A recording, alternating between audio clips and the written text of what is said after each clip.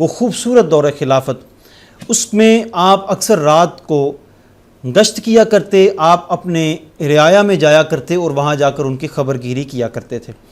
ایک رات ایسا ہوا کہ آپ اپنے غلام اسلم کے ساتھ کہیں جا رہے تھے لوگوں کی خبر گیری کے لیے، راستے میں تھکاوٹ کی وجہ سے ایک دیوار کے ساتھ ٹیک لگا کر بیٹھ گئے۔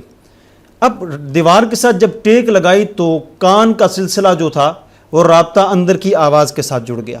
حضرت فاروق اعظم رضی اللہ تعالیٰ عنہ دو ماں بیٹی کی آواز کو سنتے ہیں۔ ماں کہتی ہے بیٹا صبح اٹھ کے دودھ جو فروخت کرنا ہے اس میں تم جلدی سے پانی ملا دو تاکہ صبح تک ہم اس کو بآسانی لوگوں میں بیچ سکیں۔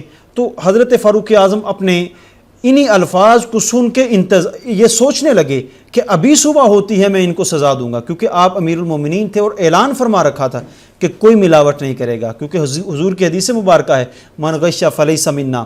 تو حضور سید عالم صلی اللہ تعالیٰ علیہ وسلم کے فرامین کو اپنے دور حکومت میں کس انداز میں انہوں نے جاری فرمایا۔ آپ یہ بھی سوچ ہی رہے تھے کہ بیٹی کی آواز آتی ہے، بیٹی کہتی ہے کہ ماں آپ کو پتہ نہیں امیر المومنین نے منع کیا ہوا ہے۔ تو ماں جواب دیتی ہے بیٹا یہاں کون سا امیر المومنین دیکھ رہے ہیں، وہ کون سا سن رہے ہیں، ان کو کیا معلوم کہ ہم نے دودھ میں پانی ملایا ہے۔ تو بیٹی کہتی ہے کہ امیر المومنین نے ہمیں یہ بھی سبق سکھایا ہے، یہ بھی ہمیں تعلیم دی ہے کہ اگر امیر المومنین نہیں سن رہا تو امیر المومنین کا خدا تو سن رہا ہے۔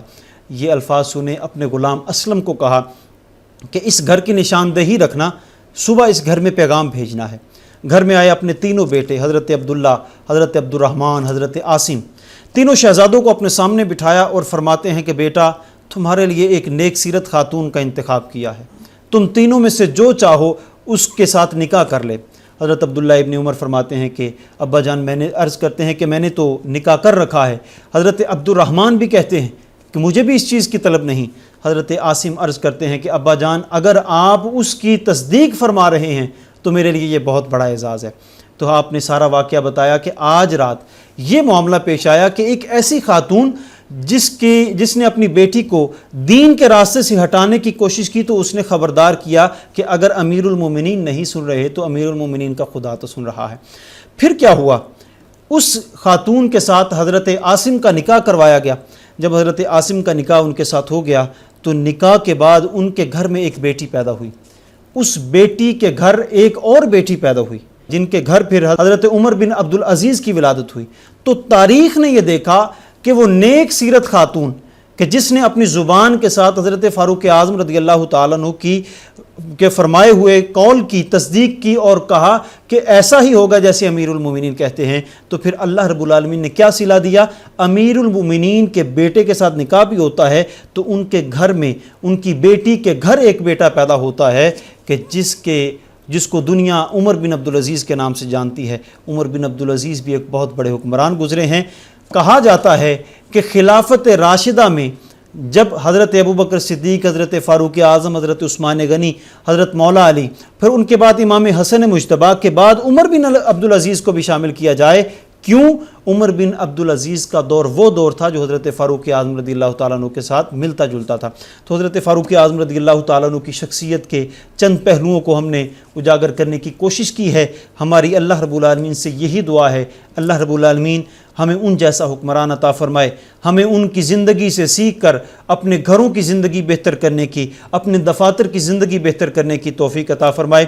ناظرین، ایک بہت خوبصورت خبر پروگرام سے پہلے ہمیں پڑھنے کو سننے کو ملی کہ صوبہ خیبر پختونخوا میں یکم محرم الحرام کو حضرت سیدنا فاروق اعظم رضی اللہ تعالیٰ عنہ کے یوم شہادت پہ عام تعطیل کا اعلان کیا گیا اور اس دن کو حکومتی طور پر منانے کا اعلان کیا گیا۔ میں ان کو اپریشیٹ بھی کرتا ہوں اور بقیہ تمام صوبوں کی حکومتوں کو یہی گزارش کروں گا کہ حضرت فاروق اعظم رضی اللہ تعالیٰ عنہ کی شخصیت وہ شخصیت ہے کہ جن کی زندگی سے آج تمام حکمران سیکھتے ہیں، انہی کے بنائے ہوئے قوانین کو آج مغربی ممالک سے لے کر ہر مقام تک ان کے بنائے ہوئے قوانین کو مانا اور جانا جاتا ہے، ان پہ عمل کیا جاتا ہے۔ ایک ان کے لیے یہ دلیل اور سند کے طور پر ان کے بنائے ہوئے قوانین ہیں۔ تو تمام حکومتوں کو، اسلامی حکومتوں کو چاہیے کہ حضرت فاروق اعظم رضی اللہ تعالیٰ عنہ کی سیرت کو عام کریں اور ان کے یوم شہادت کو حکومتی طور پر عام تعطیل کا اعلان کر کے منایا جائے۔ بہت شکریہ عدیل صاحب، حسیب الامین صاحب آپ کا بھی بہت شکریہ، ہمارے ناظرین کا بہت شکریہ، دعاؤں میں یاد رکھیے گا، اجازت دیجیے، اللہ حافظ۔ یا حبیبی یا رسول اللہ، یا حبیبی یا رسول اللہ، یا حبیبی